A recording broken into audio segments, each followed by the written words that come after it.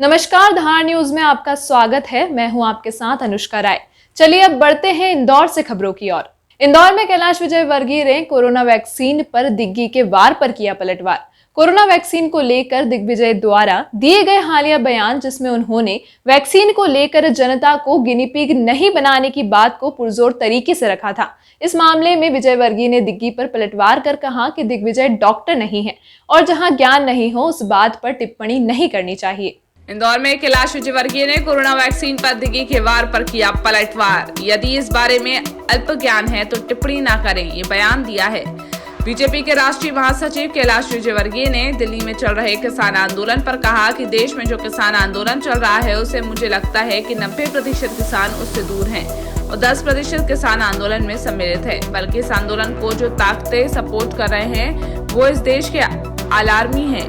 विदेश के किसान आंदोलन का समर्थन हो रहा है। उन्होंने कहा कि न्यूजीलैंड के राष्ट्रपति ने किसान आंदोलन का समर्थन किया और कनाडा के राष्ट्रपति ने समर्थन किया। ऐसे में बीजेपी के राष्ट्रीय महासचिव ने सवाल उठाते हुए उन्होंने क्यों समर्थन किया, इसकी तह तक जाना चाहिए। ब्रिटेन में भारतीय दूतावास के सामने किसान आंदोलन का समर्थन किया है। कौन लोग इनकी तह में जाना चाहिए और समझना चाहिए कि किसानों के नाम पर राजनीति कौन कर रहा है। विजयवर्गीय ने कहा कि इससे अच्छा बिल हो ही नहीं सकता। ये किसानों की समृद्धि का बिल है, उनकी आमदनी को दोगुना करने वाला बिल है। वहीं उन्होंने कांग्रेस को घेरते हुए कहा कि बिल के अंदर जो प्रावधान है उसे कांग्रेस ने अपने घोषणा पत्र में शामिल किया था, पर किसानों ने कांग्रेस पर विश्वास नहीं किया और मोदी जी ने उन सब प्रावधानों को लागू कर दिया तो कांग्रेस को लगता है कि उनके हाथ का हथियार भी छीन लिया है। उन्होंने कहा कि किसानों को बिल के बारे में सोचना चाहिए। वहीं कोरोना वैक्सीन को लेकर दिग्विजय सिंह द्वारा दिए गए हालिया बयान, जिसमें उन्होंने वैक्सीन को लेकर जनता को गिनीपिग नहीं बनाने की बातें को पुरजोर तरीके से रखा था। इस मामले में विजयवर्गीय ने दिग्गी पर पलटवार कर कहा कि दिग्विजय डॉक्टर है ही नहीं और जहां ज्ञान नहीं उस बात पर टिप्पणी नहीं करनी चाहिए, इसलिए मैं भी कोई टिप्पणी नहीं करता हूं। विजयवर्गीय ने कहा दिग्विजय सिंह एक सीनियर लीडर हैं और मैं उनको सलाह देता हूं, आपको यदि इस बारे में अल्प ज्ञान है तो टिप्पणी ना करें। वहीं पश्चिम बंगाल के सिलीगुड़ी की घटना पर कैलाश विजयवर्गीय ने कहा कि बंगाल में लॉ एंड ऑर्डर खत्म हो गया है, वहां पुलिस और गुंडों का नेक्सस है जो वहां पर काम कर रहा है, इसलिए वहां अराजकता का वातावरण है। वहां सरकार को बने रहने का कोई अधिकार नहीं है और हमने राष्ट्रपति शासन लागू करने की मांग की है। देखिए, किसान आंदोलन जो देश के अंदर चल रहा है इसमें मुझे लगता है कि 90% किसान इससे दूर है। 10% किसान ही सिर्फ आंदोलन में सम्मिलित है। बल्कि इस आंदोलन को जो ताकतें सपोर्ट कर रही है वो इस देश के लिए अलार्मिंग है। विदेश में किसान आंदोलन का समर्थन हो रहा है। विदेश में समर्थन करने वाले कौन लोग हैं? न्यूजीलैंड के राष्ट्रपति ने किसान आंदोलन का समर्थन किया। कनाडा के राष्ट्रपति ने समर्थन किया। कनाडा के राष्ट्रपति ने क्यों समर्थन किया, इसके तह में जाना चाहिए। ब्रिटिश दूतावास के सामने, भारतीय दूतावास के सामने किसान आंदोलन का समर्थन हुआ। कौन लोग हैं, इसकी गहराई में जाना चाहिए और देश को सोचना चाहिए, समझना चाहिए। अलार्मिंग स्थिति है ये कि किसानों के नाम पर राजनीति कौन कर रहा है। क्या किसान आंदोलन को लेकर भ्रम फैलाया जा रहा है कांग्रेस द्वारा? मैं समझता हूँ कि इससे अच्छा बिल कोई हो नहीं सकता है। ये किसानों की समृद्धि का बिल है, ये गांव की समृद्धि का बिल है, ये किसान की आमदनी दुगना करने वाला बिल है। और ये जो बिल के अंदर प्रावधान है ये कांग्रेस के घोषणा पत्र में थे।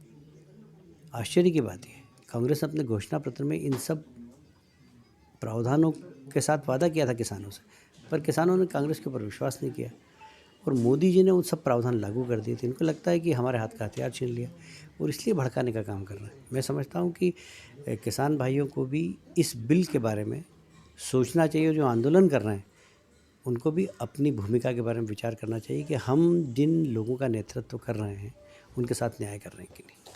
कल दिग्विजय सिंह ने प्रेस वार्ता में कहा कोरोना वैक्सीन को लेकर के जनता को गिनीपिग नहीं बनाना चाहिए। देखिए, वो डॉक्टर तो है नहीं, है ना, तो जिसमें अपने को नॉलेज नहीं हो उस पर ज़्यादा टिप्पणी नहीं करना चाहिए और इसलिए मैं भी कोई टिप्पणी नहीं करता हूँ।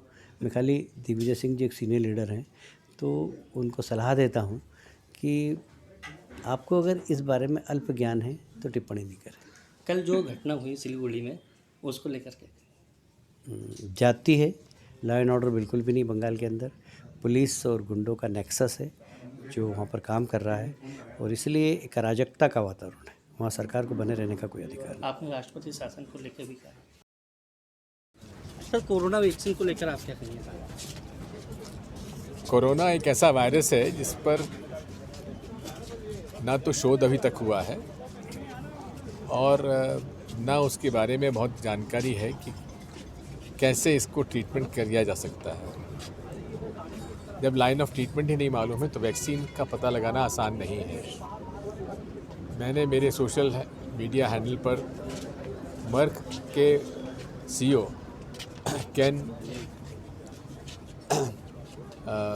फाइजर का मैंने एक इंटरव्यू पोस्ट किया है, जिसमें मर्क वो संस्था है जिसने पिछले 25 साल में 7 वैक्सीन जो नई निकली उसमें 4 इन्होंने निकाले हैं। और उन्होंने बड़ी विस्तार से बताया है कि जब इसके बारे में कुछ जानकारी ही नहीं है तो वैक्सीन कहाँ से आ जाएगा। इसमें जल्दबाजी नहीं करना चाहिए, सोच समझ के ही निर्णय लेना चाहिए, क्योंकि 750 करोड़ जनता का सवाल है, इसके साथ खिलवाड़ नहीं होना चाहिए, उसको राजनीति से अलग रखना चाहिए। सर, जैसे वैक्सीन का ट्रायल डॉक्टर कर रहा है, अब आपके बयान में ऐसा नहीं लगता कि जो भ्रम फैल रहा है उससे? जो भ्रम फैल रहा है उसके बारे में मैंने कहा है, उन्होंने ठीक कहा सीईओ ने जो मर्क के हैं कि इसमें राजनीतिज्ञों को उसको राजनीतिकरण नहीं करना चाहिए। सर, जैसे वैक्सीन का ट्रायल कितने स्टेज में होना चाहिए सर? उसका तो वेल लेड डाउन प्रोटोकॉल है, यूएसए का अलग है, हमारा अलग है, तो इसका तो अलग अलग प्रोटोकॉल है, प्रोटोकॉल को ऑब्जर्व करना चाहिए।